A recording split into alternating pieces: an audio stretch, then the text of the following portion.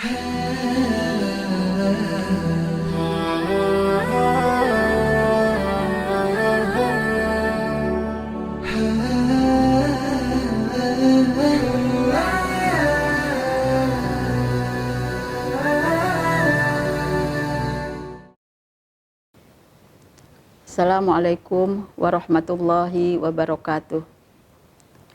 Bismillahirrahmanirrahim. Innal hamdalillah nahmaduhu wa nasta'inuhu wa nastaghfiruh wa na'udzu billahi min syururi anfusina wa min sayyiati a'malina.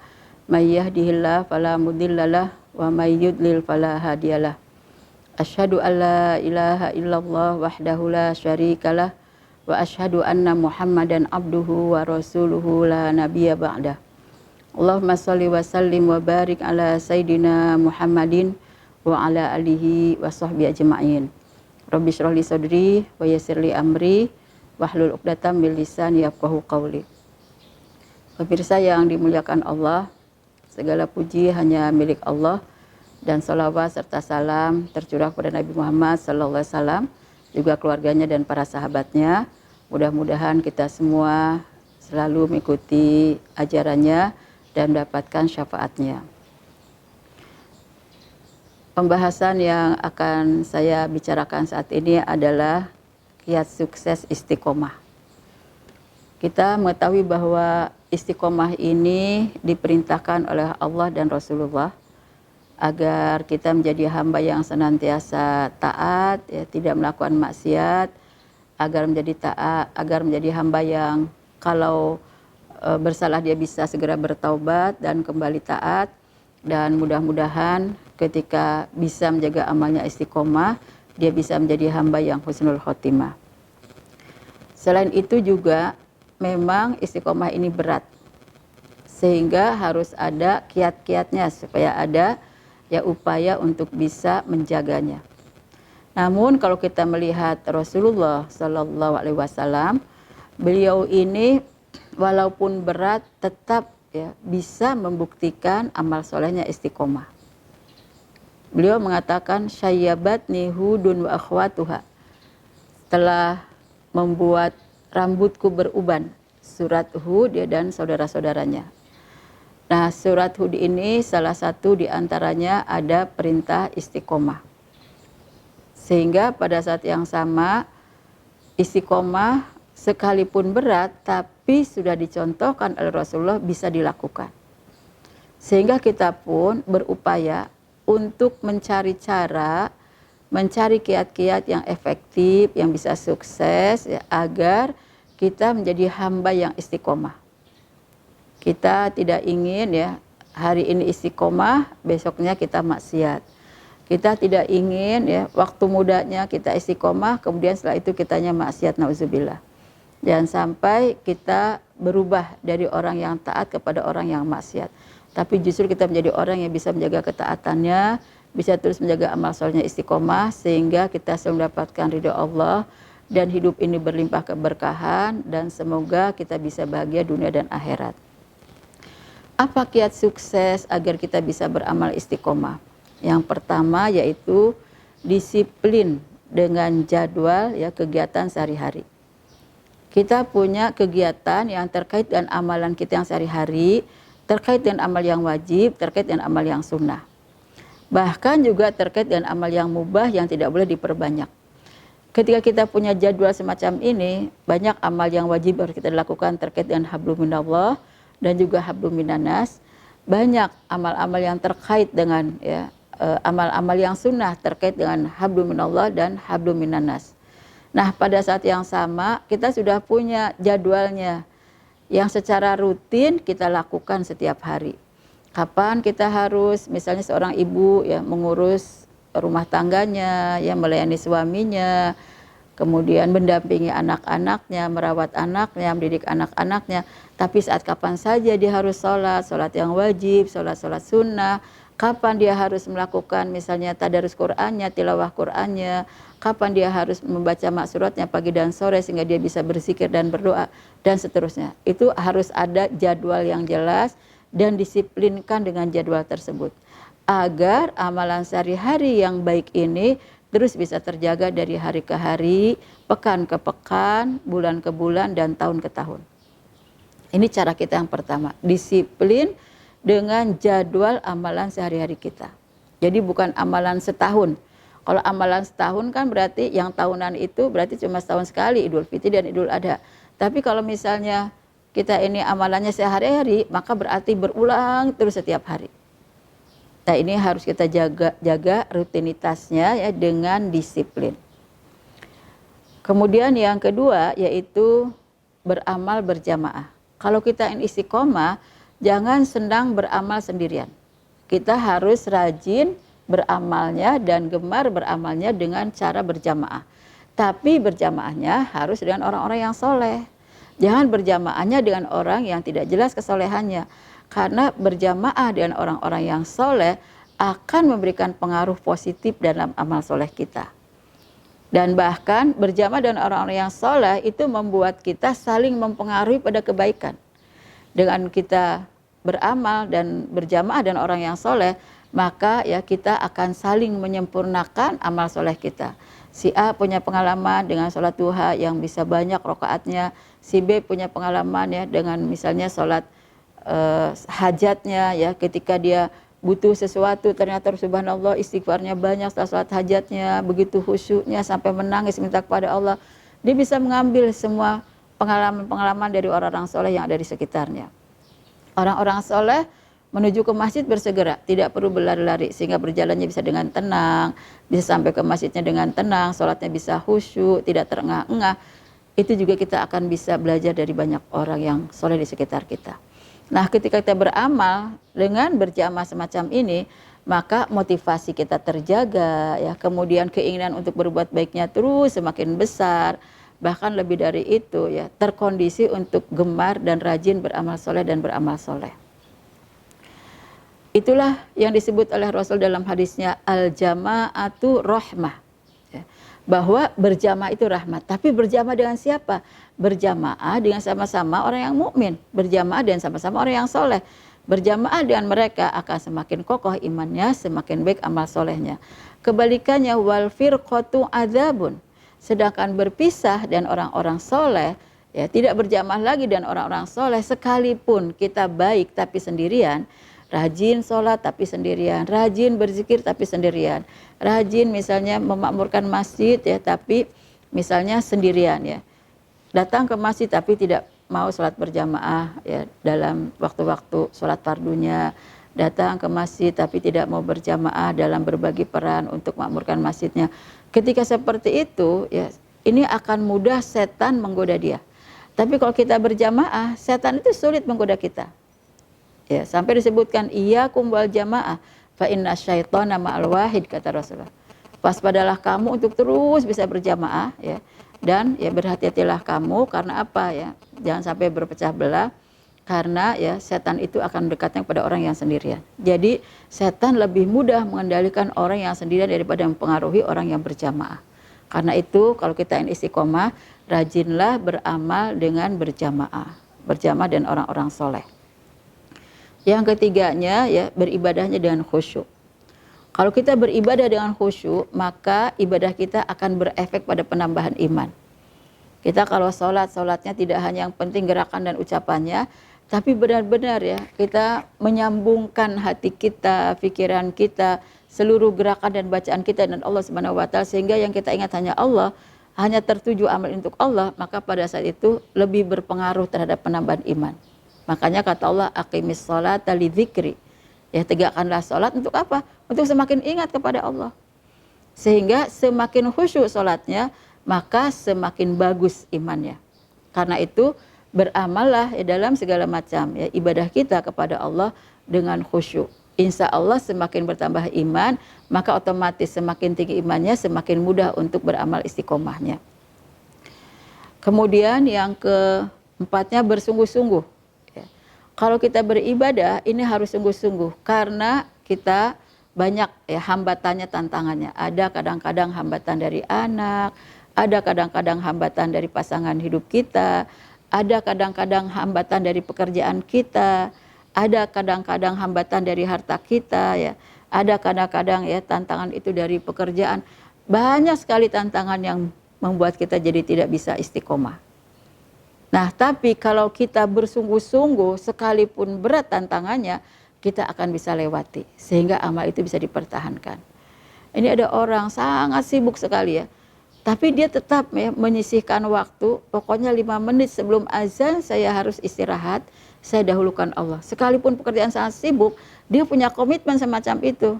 Dengan kesungguhannya dia lakukan ya, setiap 5 menit sebelum azan dia tinggalkan pekerjaannya. Setelah itu dia giat lagi ya, setelah selesai sholat dia giat lagi menekuni pekerjaannya. Ternyata justru Allah memberikan banyak kebaikan dan keberkahan. Karena apa? Dia tidak lupakan Allah dari dunianya. Jadi pada saat yang sama ketika kita terus bersungguh-sungguh dalam sulit kita, ya, dalam tantangan kita, dalam hambatan yang dihadapi, pada saat yang sama kalau kita sungguh-sungguh tidak ada yang tidak bisa terselesaikan. Tidak ada yang tidak bisa kita jalani. Karena Allah pun sudah berjanji, siapapun yang beribadahnya dengan sungguh-sungguh, pasti selalu ada solusi dalam segala macam persoalannya. Walladzina jahadu fina lanahdiyannahum subulana. Kata Allah, dan orang-orang yang selalu bersungguh-sungguh di jalan Allah. Kita mau sholat tepat waktu, pekerjaan banyak, tapi kita sungguh-sungguh. Kita lepaskan pekerjaan itu, kita tinggalkan untuk apa? Kita utamakan dulu sholat kita. Saat yang sama kata Allah, pasti akan ada jalannya untuk selalu berbuat baik di jalan Allah. Nanti seketika dia dalam sulitnya menyelesaikan pekerjaannya, Allah berikan jalan, berikan ide, berikan inspirasi, berikan inovasi. Banyak sekali yang bisa membuat ya solusi bagi dia sehingga pekerjaan itu bisa cepat selesai dan membuahkan hasil yang sangat besar. Nah, sehingga dengan semacam itu akan lahirlah banyak lagi kebaikan-kebaikan yang baru. Karena itu di akhir ayat ditutup wa innallaha ma'al muhsinin, dan sesungguhnya Allah bersama orang-orang yang selalu berbuat baik. Jadi ketika dengan bersungguh-sungguh akan bertambah banyak lagi kebaikannya. Karena itu sesulit apapun kita menyiasati waktu, ya membagi waktu setelah ya Idul Fitri atau setelah Ramadan berakhir, kita harus terus punya komitmen bersungguh-sungguh untuk tetap ada ibadah kita pada Allah Subhanahu wa taala dan menyiapkan segala sesuatu yang bernilai duniawi jadi ibadah baru bagi kita karena kita bisa bersungguh-sungguh mengelolanya.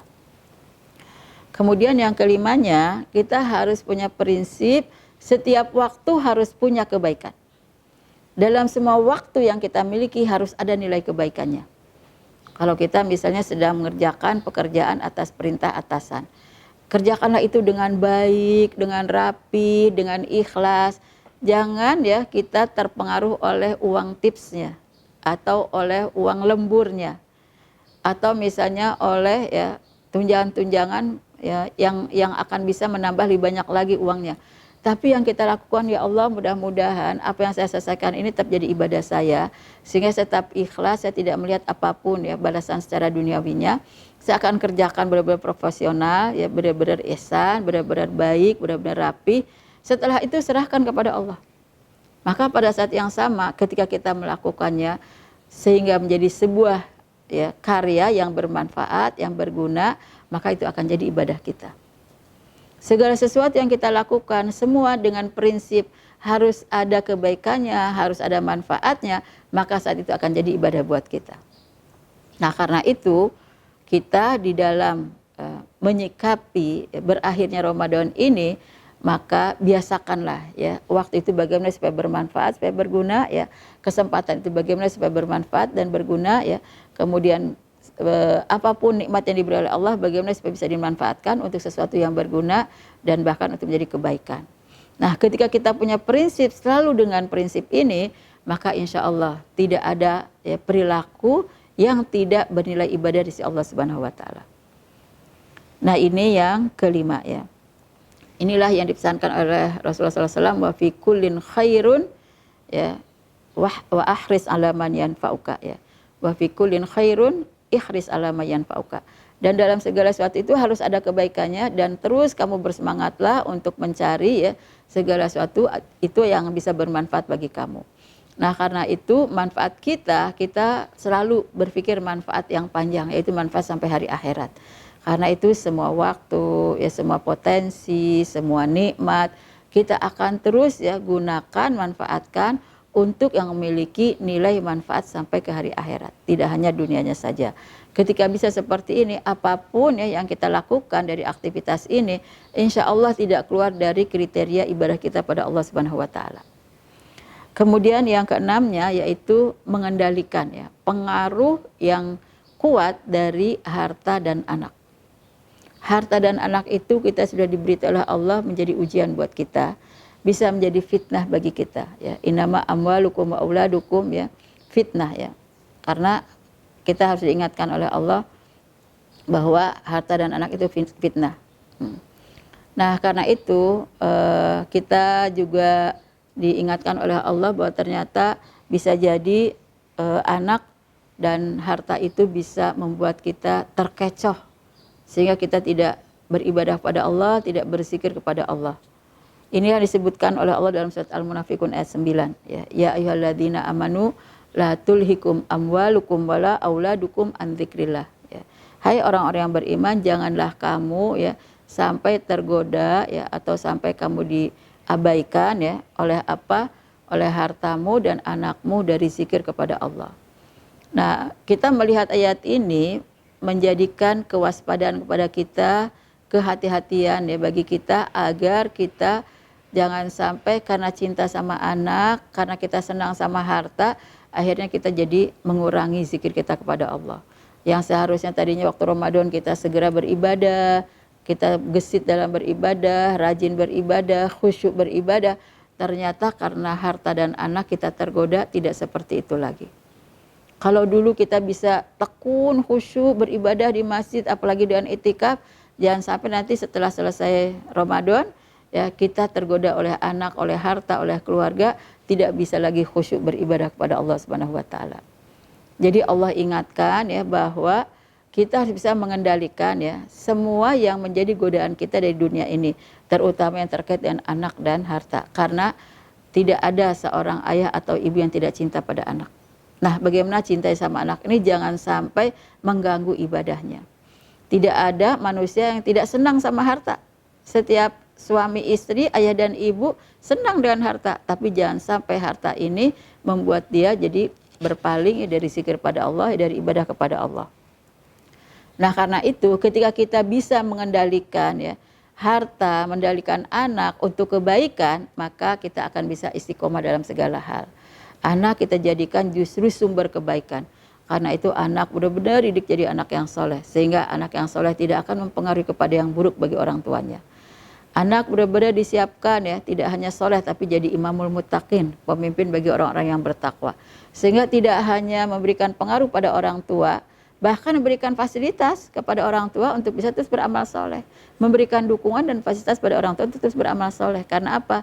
Dia sudah jadi ya pelopor dalam segala kebaikan.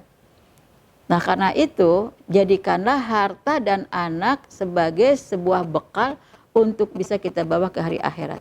Sehingga mereka yang harus kita taklukkan, mereka yang harus kita kendalikan. Bukan kita yang dikendalikan oleh harta dan anak, tapi harta dan anak harus kita kendalikan untuk kebaikan-kebaikan ya dunia dan akhirat. Kemudian yang keenamnya, bersahabat dengan orang-orang soleh. Kalau kita ingin amalnya terus istiqomah, bersahabatnya dengan orang-orang yang soleh. Karena orang yang soleh itu perilakunya perilaku yang terus ya bersesuaian dengan ya nilai-nilai agama. Orang yang soleh tidak ingin bertentangan dengan nilai-nilai agama perilakunya. Sehingga pada saat yang sama kita harus bersahabat dengan mereka agar perilaku kita pun sesuai dengan nilai-nilai agama. Nah, orang-orang yang soleh itu kan selalu mengingatkan kita pada kebaikan, selalu mencegah kita dari keburukan, selalu memberikan motivasi kepada kita untuk kebaikan-kebaikan ya. Sehingga pada saat yang sama yang ditularkan itu yang baik-baik saja. Kalau mereka memberikan contoh, contohnya yang baik. Kalau mereka bicaranya yang membuat kita justru semakin jadi orang semakin soleh, semakin baik lagi ya penghambaannya kepada Allah Subhanahu wa Ta'ala.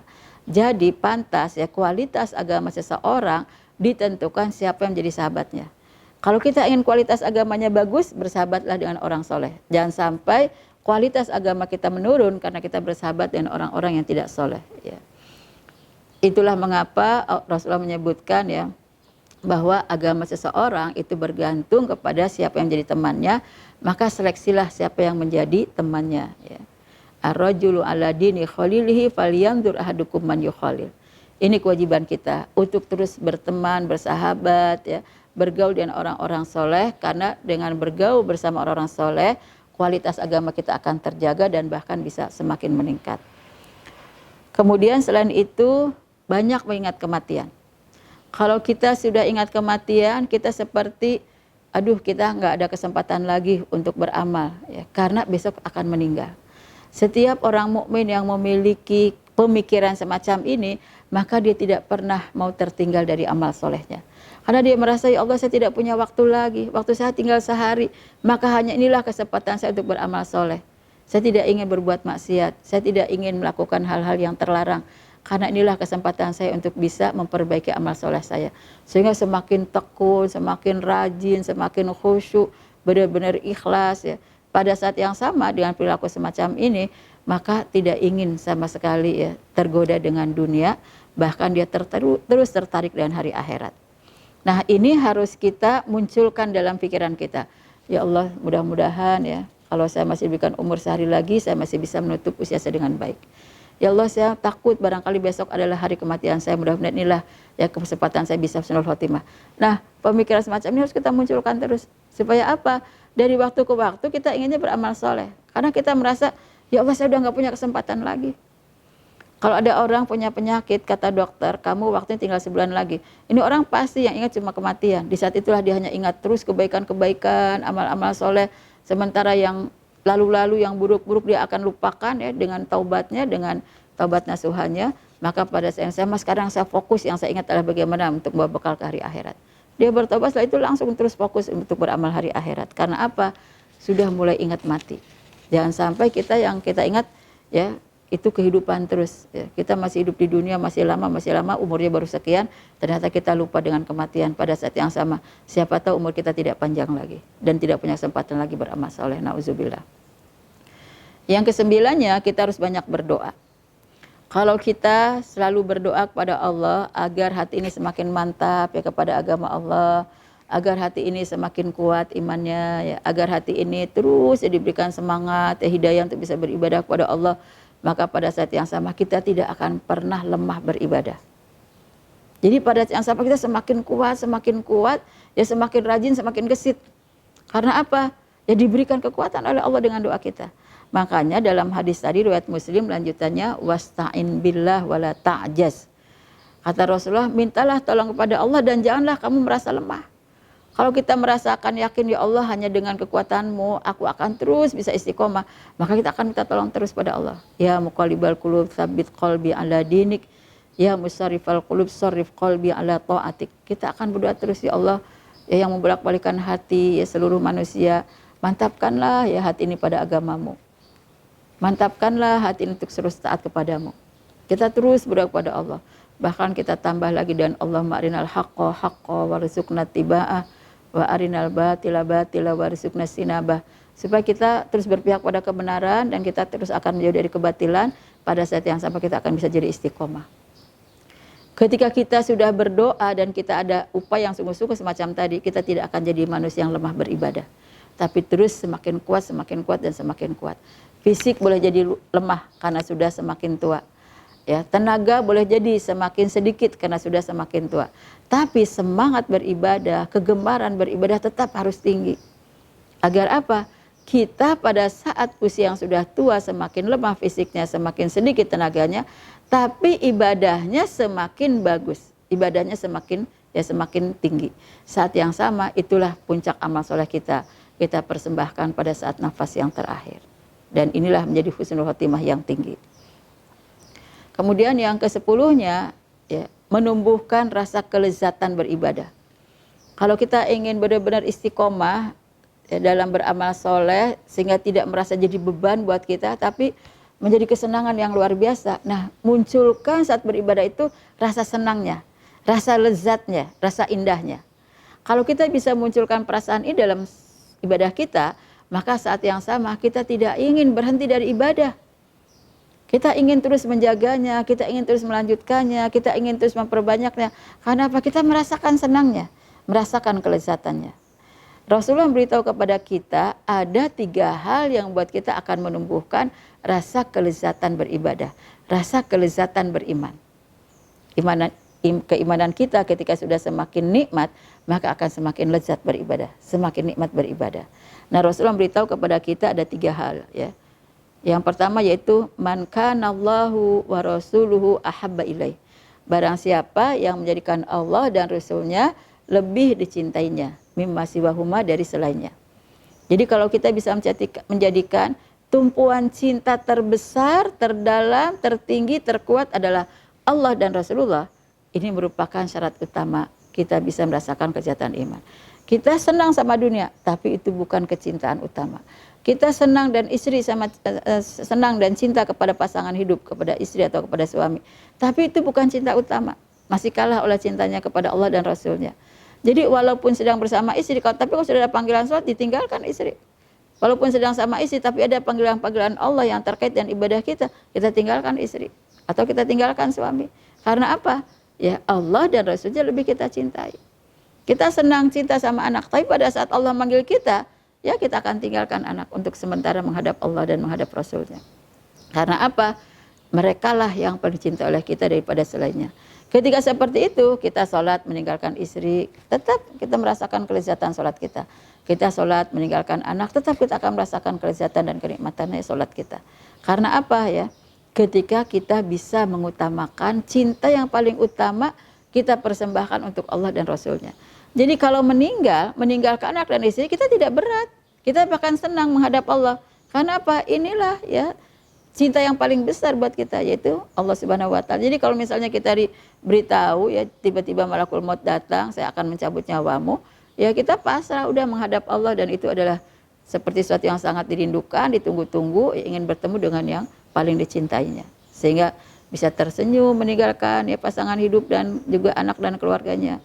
Dia bisa tersenyum meninggalkan hartanya, bisa meninggalkan jabatannya, kekuasaannya, karena dia menghadap ya zat Allah yang dicintainya. Kemudian yang kedua, wa an yuhibbal mar'a la yuhibbuhu illa illallah ya. Dan tidak illa lillah. Wa an yuhibbal mar'a la yuhibbuhu illa lillah. Jadi dia mencintai seorang ya tidak dicintai kecuali karena Allah. Jadi kalau kita mencintai pasangan, harus mencintainya karena Allah. Sehingga cinta kepada pasangan tidak akan mengkhianati cinta kita kepada Allah. Sehingga cinta kepada pasangan tidak akan membuat kita berkhianat, ya bermaksiat kepada Allah. Kemudian kita cinta sama anak, tapi tidak akan membuat kita berkhianat dan bermaksiat kepada Allah. Karena apa? Ya kita mencintai mereka karena cinta kita kepada Allah.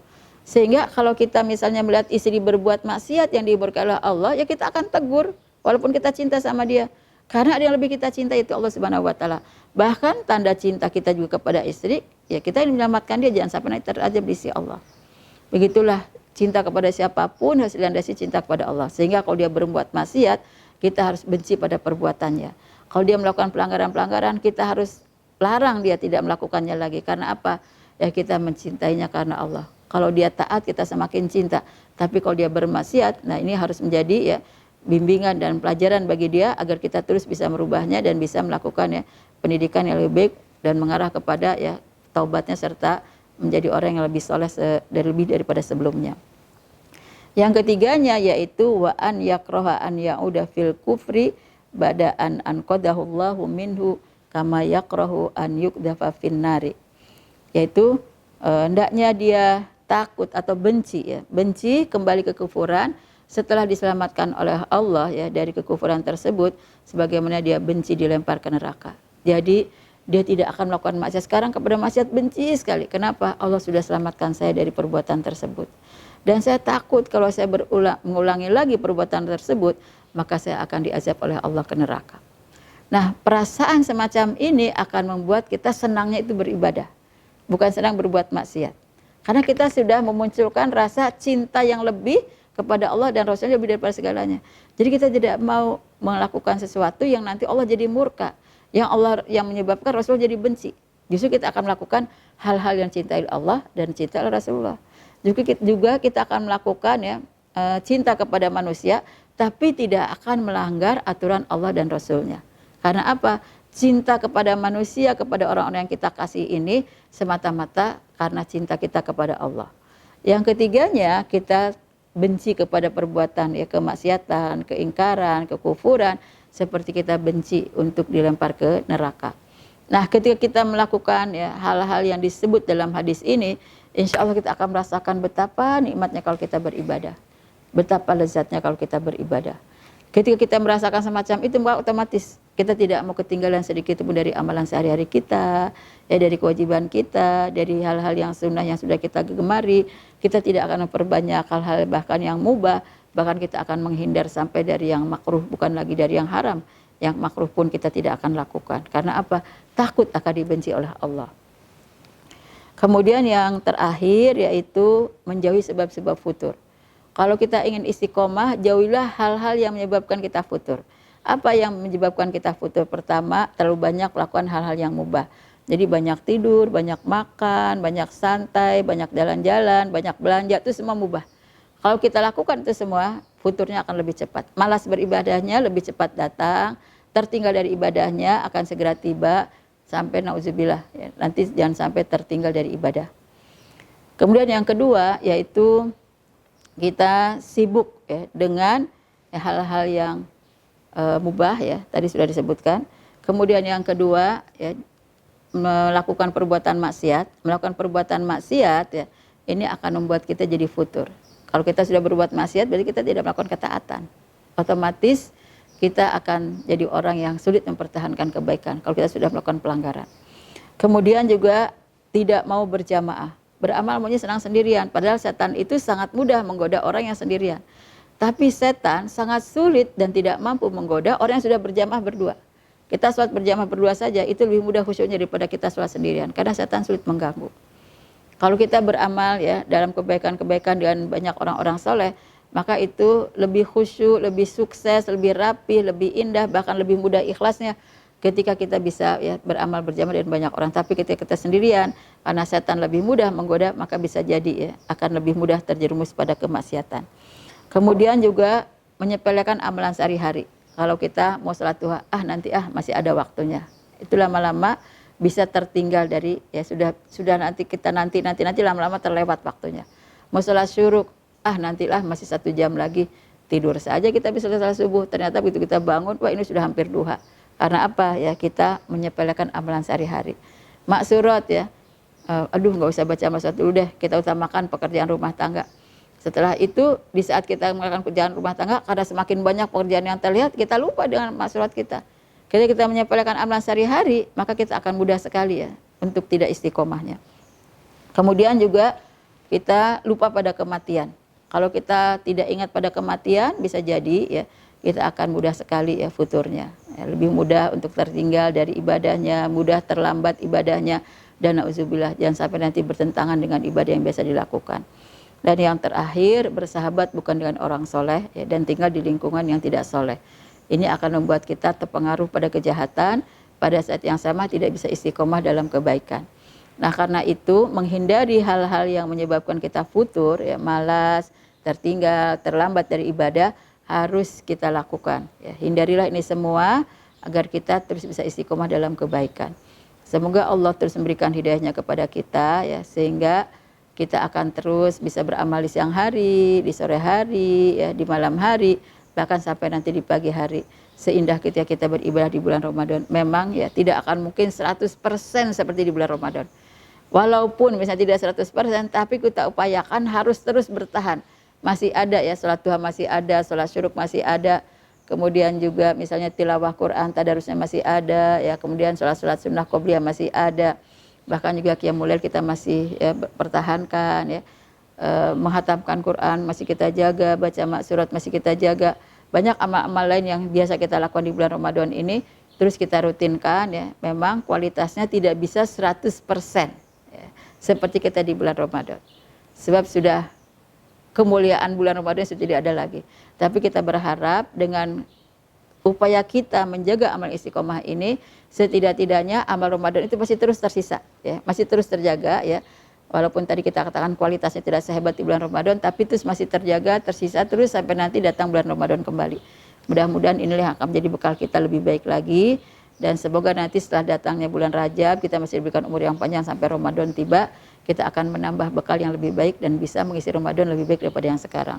Assalamualaikum warahmatullahi wabarakatuh.